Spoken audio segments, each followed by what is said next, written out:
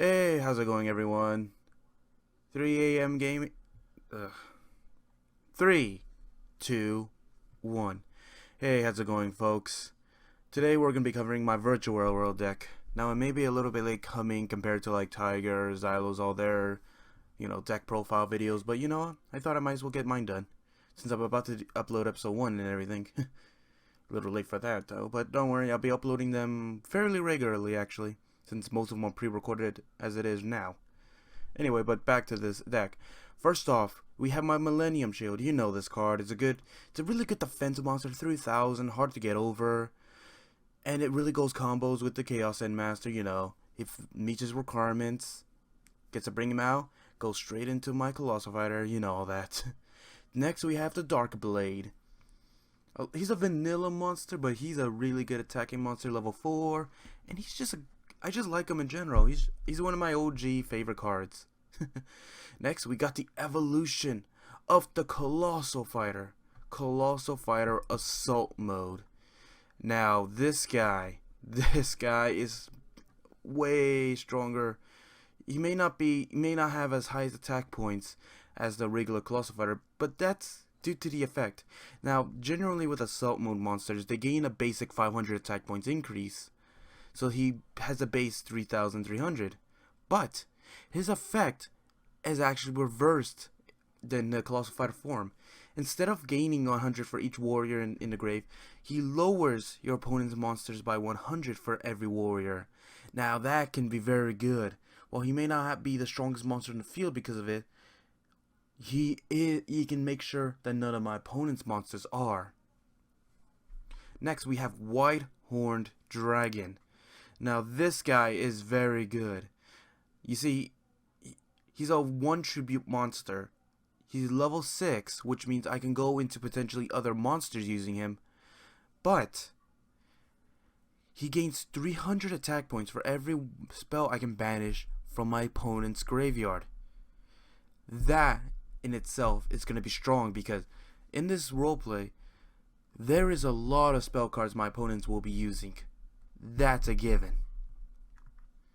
So potentially, this guy can gain up to 3,700 attack points, which can be very strong late game. Or even the beginning of the game, depending on how many spells my opponent has used. Next, we have the good old Total Defense Shogun. Now, this one, you know his effect. He can attack while in defense mode. He's the original super heavy samurai. He's a good target for my Chaos Endmaster. You know the deal. Go into him, able to attack in the battle phase, as I could say, and go straight into Millennium Dragon Mech, the next main phase.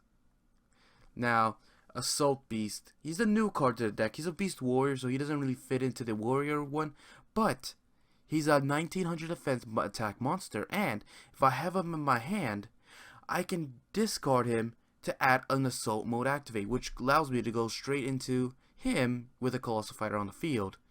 Next, you have the good old Sacred Crane, 1600 attack, but when he's special summoned, I can draw 1 card. So, special summon him as many times as I want, draw for each one. Now, we have the 2 Goblinbergs. You know his effect. Normal summon him, special summon another one. Allow me to go into an XYZ or a Synchro, depending on my hand. Next, we have the good old Summoner Monk. Now, I had to put down him to 1 because mostly because of Yu-Gi-Oh! Pro 2, we are being forced to use the OCG list. Which, if I go to the OCG, he is down to 1. If we ever go into the TCG ban list, I'll put him back into 1. But for right now, I have to use him like this. Next, we have Time Wizard. The good old Time Wizard has not worked out that great in the roleplay sense, but outside he has been very good. I don't know why I have bad luck with him when I'm actually recording with him. I don't know why. But you know his effect. Bring him out, have a chance of a coin flip to bring him out. If it's successful, wipe out my opponent's monsters. Fail, I lose my field. So he can be very situational. Next, we have the annoying, the lovable, the ever-hated Little Trooper. This guy, you know his effect. I set him down. If he's destroyed, I bring out another one, and then if I And if I don't have another one, attack gainer for the end. Of course, he's a good level 1, you know, for whatever I need. If I have a power tool and I go use him to bring out the attack gainer, I can go straight into one of my level 8s. Now, we have Pitch Dark Dragon. I decided, you know what? Might be fun to have him paired up with the Dark Blade. He's a level 3, so I can I can synchro with him if I wanted to, and I can do it pretty easily, as I found. Now, if I have them both on the field, I can power him up, give him the extra 400, bring him up to 22, which is a pretty good monster. Night Greffer, he's a good warrior. I never get to really bring out his Gemini effect, but you know, he's still a good attacker, good warrior in general, level 4. So he does what he needs. Next, we have Mist Valley Soldier. Now, he's from the original. I thought he might have been just a placeholder for now, but I found I've kept him in there for a good reason. His effect is, whenever he attacks into a defense position monster, and if it's not destroyed, yes, I may take a little bit of battle damage, but it will return back to the opponent's hand. So let's say they tribute a monster to set down one high defense one. I run into him with this, not destroyed, but gets sent back to the hand. So they've wasted a tribute. I found that's been very useful recently. Of course, we have my main tuner, Rose Warrior Revenge. Whenever it inflicts battle damage, deals 300, but you know, we don't get to use that often. We get to use her for the tuner to go straight into a lot of my monsters. Next we have Chaos and Master. I've had 2 of them in a deck, but I felt he's been a dead draw whenever I had to bring him out twice, so I feel like having only one is a good way to go. He's a good effect, destroy an opponent's monster, get to bring out a level 6 with level 5 or higher with 16 attack or less. He's been very good to me. I won't be taking him out of the deck anytime soon. Next we have Drill Synchron. He's a very good tuner. He may be a machine, but he, unlike the others, have a special ability. Whenever he's face-up attack, any warrior I have that attacks a defense position gets to inflict piercing damage. And when I ever inflict damage due to anything, I get to draw a card. That is a good effect. I may keep him out just for the piercing effect, but he is a level 3 tuner, which can allow me to go into different monsters. Next, we have the good old attack gainer. You guys know this guy. This guy allows me to not only tune into one level higher, but whenever he's used for that, I can target one of my opponent's monsters, and they lose 1,000 attack until the end of the battle, into the end phase. Next, we have Scapegoat, a zombie monster. Yeah, but it's a very good monster. Whenever it's flipped, which means by my own or my opponent's, I could special summon as many Black Sheep tokens as I want onto the field, and I can use them for any synchro or stalling out if I need to. Basically, it's a Scapegoat, which they are, but they're zombies. But I get to bring them out, and I can stall out, I can do whatever I need to with them. Of course, we have to cost down. Don't really get to use them much, but when I do, it does work. And it's a good target for my Summoner Monk. The double summon, good versatile card, allows me to special normal summon twice the turn, which may open up a lot of plays, but it's another good target for Summoner Monk. Different Dimension Capsule. It allows me to banish 2 cards. Not 2 cards. I'm sorry, folks. It allows me to banish a card hidden, I should say, for 2 turns. And when the 2 turns are up, I get to add it to my hand, which can be game changing. Next, we have the Golden Sarcophagus. Now, this one allows me to do the same thing as Different Dimension Capsule, but it's revealed because, unlike Different Dimension Capsule, it is removed from the field, so there's no way to cancel out the effect once it's gone off. Unlike Different Dimension Capsule, where when it's activated, it has a chance to screw me over because it's still in the field, so it's a target for for Mystical Space Typhoon, Twin Twister, all those. So it's a risk card, unlike Golden Sarcophagus, which reveals it, unfortunately. Then you got the Claw of Hermos. This card has been saving me so many times during duels. It is mainly a target for my Golden Sarcophagus Different Dimension. So it allows me to tribute any card that meets the requirements for it, and I've chosen to have Rocket Hermos and Goddess Bow since I found that they are the best cards for my deck. I may go into, I could possibly go into Time Hammer or the Red Dragon Sword, but I've decided, Dragon Sword is Tiger's card. That's his. He doesn't go into Goddess Bow or Rocket Hermos, so I might as well keep going to just these two. I may add in Time Hammer actually, but you never know. Then you have War Reinforcements of the Army. Unfortunately, he is limited to one, so I can only have one. I would be running two if I could, but it allows me to add a warrior to my hand, so good card. Warrior Returning Alive. This one allows me to add back in a warrior from my grave, so potentially I can bring back a Rose or a Goblinberg if I needed to. Next, I have Polymerization. This one will allow me to go fuse my Pitch Dark and my Dark Blade if I have them to go straight into this one. Dark Blade, the Dragon Knight. I'll go into him when I can, but even if I don't have the two, it's still a good target for my Summoner Monk if I don't. Next, yes, Mystical Space Typhoon. I'm only running one because of a certain ban list, not the TCGs or anything, but it's another one. It's a quick play, so it'll allow me to quickly get rid of my opponent's card during the end phase in case it's a trap. Next, you have Twin Twisters. Allows me to target two of them. It's a quick play, but I had to discard one, so it's a bit of a costly card, but it may work when I need it to. Next, we have United We Stand. Now, this one, as you guys know, is a very strong card. This one allows me to, for as many monsters I have on the field, I can target one monster. It gains 800 attack points for every one. Now, that can be very much a game changer. Next, we have Magnum Shield. My bread and butter of the deck. One of these warrior-specific cards. And if it's equipped to a warrior, it gains attack equal to its defense. And if it's equipped to a monster in defense, it gains defense equal to the attack. It can be very versatile, and I love it. Next, we have a new card, Cursed Armaments. Now, this one is basically United We Stand, but reversed, actually. For every monster I control, I can target any monster on the field. Mainly, of course, I'm going to target my opponent's monsters, and it loses 600 for every one. Now, that could be very game-changing if I needed to.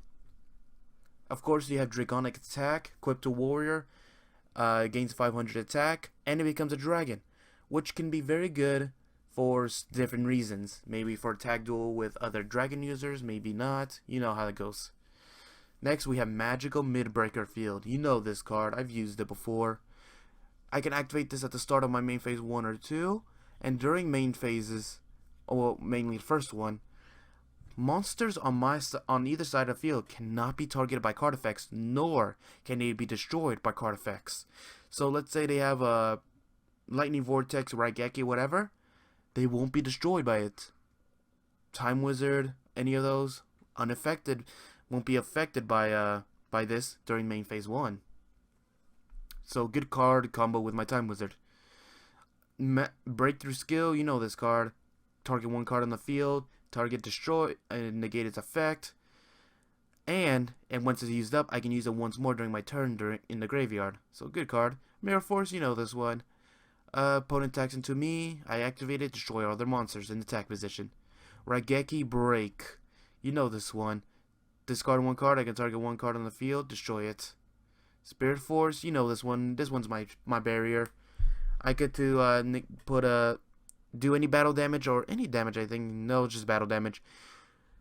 Reduce it to 0, and if I have a warrior with 15 or less defense in my grave, add it to my hand, which can be a lot of targets. Next, I have my new card, Half for Nothing. This one is kind of a fun card. It's basically, it can be a negate attack if I wanted to, but I decided this one sounds more fun.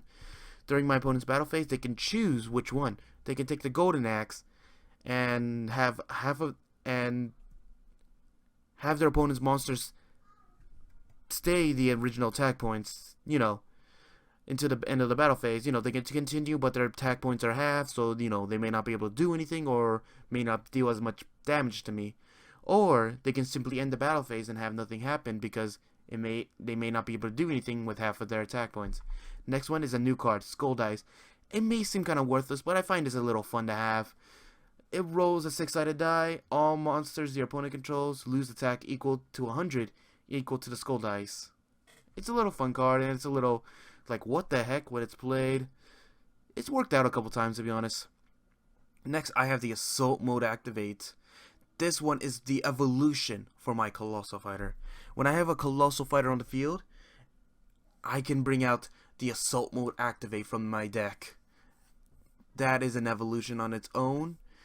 It's going to be very strong for my deck. Next, we have two of the Call of the Haunted. You know these two. Bring back a card from my graveyard. You know this one. Next, we're on to my extra deck. Dark Blade, the Dragon Knight. This one's a new card from my extra deck. It's a fusion between Pitch Dark Dragon and Dark Blade. It has the same attack points as if you were to equip Pitch Dark to it, but it has an added effect. Whenever it deals battle damage, I can target up to 3 monsters in my opponent's graveyard and banish them. That can be very good for multiple reasons for this deck. Now, Goddess Bow, Rocket Hermos. You know these two. Goddess Bow negates the first effect to go off, and if it does, it can do a second attack that turn. Rocket Hermos, it automatically allows me to do a second attack, and it inflicts piercing damage, which is very good. Next, you have Vermilion Dragon Mech. You know, for all the tuners I have in my deck, this one can once per turn banish one from my hand, field, or grave, and destroy a card on the field. And if I wanted to, when it's destroyed by a card effect, I can add back one of the banished tuners back to my hand. Of course, you have my Colossal Fighter, gains 100 attack for every warrior, and if he's destroyed by battle, I can target one warrior, mainly him, bring it back to the field. Next, you have my new card, Black Feather, Dark Rage Dragon. This guy felt like it was a little fun to add in, you know. He was a dragon. He kind of fits in with some of my opponent's cards that, you know, burn me. So if that happens, I can send 5 cards from my top of my deck to the grave, and even more monsters. He gains 400 attack, and that can be good if I have Colossal Fighter in the field and it's adding warriors to the grave. Next, you have the Power Tool Dragon. You know his effect. For the many equipped spells I have on my deck, I can target up to 3, and I can add one of them to my hand randomly, of course. X-Saber Wayne. I didn't get to bring him out that much in this series, but I am going to bring him out more in the next one. This one is, if I can bring out a level 5 Synchro, once he's special summoned, I can add in one warrior from my hand onto the field. That can be very good for multiple reasons. I can do either Chaos End Master, Warrior, Rose, or any of them that can do some extra damage. Next, we have Underworld Fighter Balmung. This one is kind of a, you know, he's not going to be seen much, but when he does, he's a good monster, 2100 attack. And if he's destroyed by a card effect, I can just target one level 4 monster in my grave, which can be the monster I use to bring him out, and special summon it, which can be good for stalling or for whatever reason. Next, we have One-Eyed Skill Gainer. He's a little hard card to bring out, but he's a good card for what he's going to be used for. I can detach one excising material from this card to target one face-up XYZ monster my opponent controls, and he basically becomes that monster. Effect, name, everything. So he can be very situational, but he can be very good. He takes 3 level 4s, but he can do what he needs to. Next, we have the Black Ship of Corn. You know, the card you called me a pirate on. You know his effect. Detach one XYZ material, target one monster with attack equal to or less, and destroy it and deal 1,000 attack. Unfortunately, he can't attack after activating it, but he can be very good. Next, we have Zubaba General. You guys love this guy. You guys love him. He gave 2 level 4 monsters, and I can attach one warrior from my hand. He gains attack equal to it, so he can become one of the strongest cards on the field based on this effect.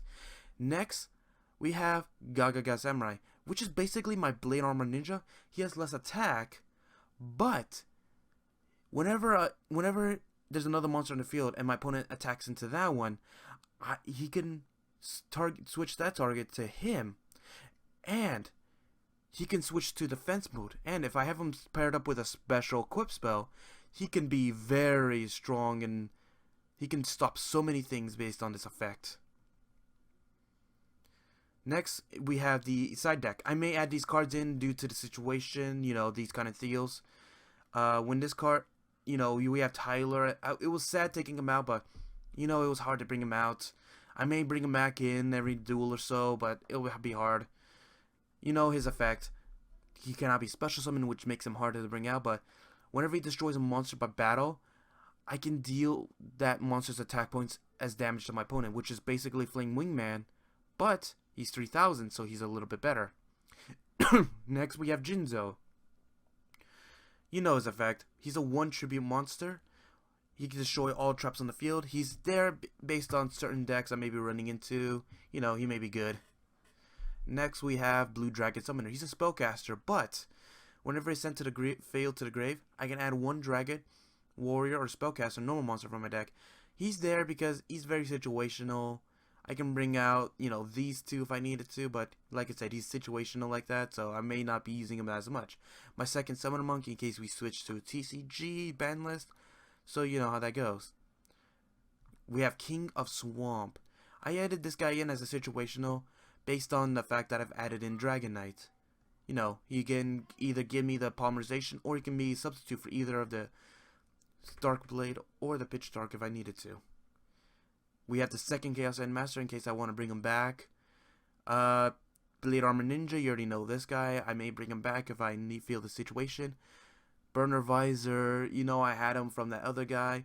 I haven't been able to bring him out. You know, I may be giving him up. I don't know. Burner Visor, you know, equips to another XYZ, allows him to attack directly, and if I do, I can discard a card.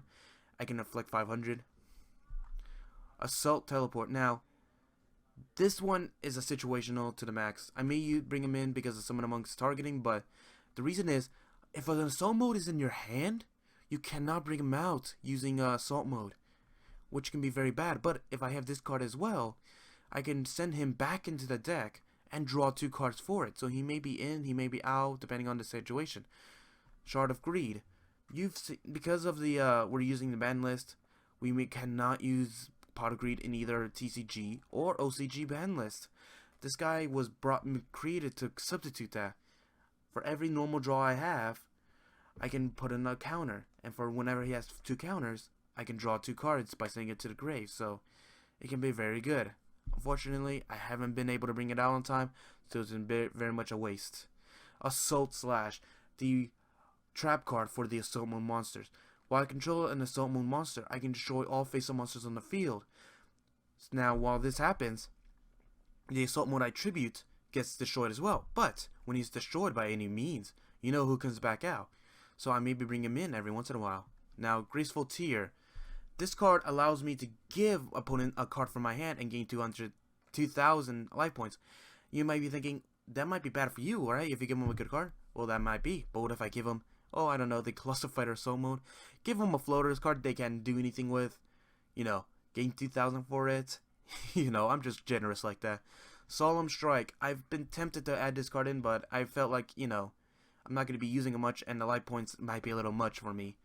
When it's when a monster would be special summoned or an effect is activated, I can pay 1,500, negate the effect or activation, and destroy the card. Next, we have Assault Counter. I can only activate this card when Assault mode is on the field, negate the activation of a spell, trap, or monster effect, and destroy it, which can be very good. But if I don't have any form of bringing out Assault mode, I can't do anything, which really sucks. There you guys go. That's my Virtual World deck. I really do hope you enjoy it, and I really do hope that you guys will be joining me for my venture in Virtual World. Episodes will be coming out soon, I promise, and I really do hope that you enjoy it. See ya, folks.